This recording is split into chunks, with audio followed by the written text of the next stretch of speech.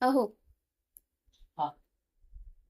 मी काय म्हटलं, त्या दिवशी तुम्ही सांगितलं की UPSC मध्ये प्रिलिम्स एक्झाम ही आपण इंग्लिश आणि हिंदी लँग्वेजमध्ये देऊ शकतो, फक्त दुसऱ्या कुठल्या लँग्वेजचं ऑप्शन नाही. ठीक आहे.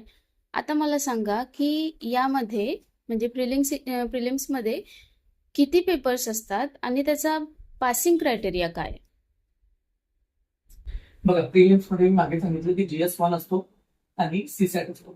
लक्षात घ्या की GS1 हा 200 मार्क्सचा पेपर असतो. त्यामध्ये 100 क्वेश्चन्स येतात. 1/3 निगेटिव्ह मार्किंग असतो. 2 तास. ठीक आहे. हा कट ऑफ टाईपचा पेपर आहे. याच्यामध्ये तुम्हाला जास्तीत जास्त मार्क्स घ्यायचे. त्याच्यानंतर येतो सीसॅट हा क्वालिफाईंग नेचरचा पेपर. क्वालिफाईंग नेचरचा म्हणजे याला तुम्हाला काहीही करून पास करायचं. 80 क्वेश्चन, 200 मार्क्स, 2 तास, 33% मार्क घ्यायचेच आहे. म्हणजे 66 मार्क कुठल्याही हालतीमध्ये घ्यायचे. तुम्ही वर देऊ शकता, पण 66 खाली नाही. या प्रकारे हा क्रायटेरिया आहे प्रिलिम्स आणि सीसॅटचा. ओके.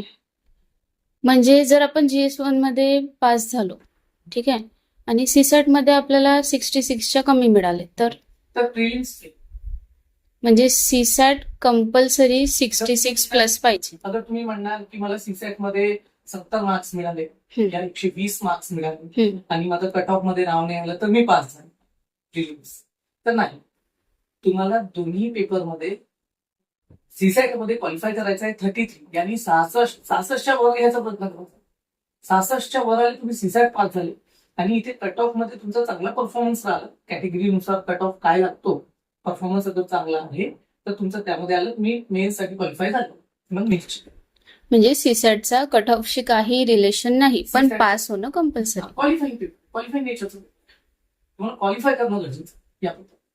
जर तुम्हाला या पेपरमध्ये जर 60 पेक्षा कमी आले, 55 आले आणि तुम्ही कट ऑफ मध्ये तुम्ही हाय रँक पण घेतला तुमच्या कॅटेगरीमध्ये, तरी सुद्धा तुम्ही फेल झाला.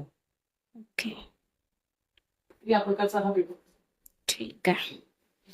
चला, थँक्यू. करा तुमचं.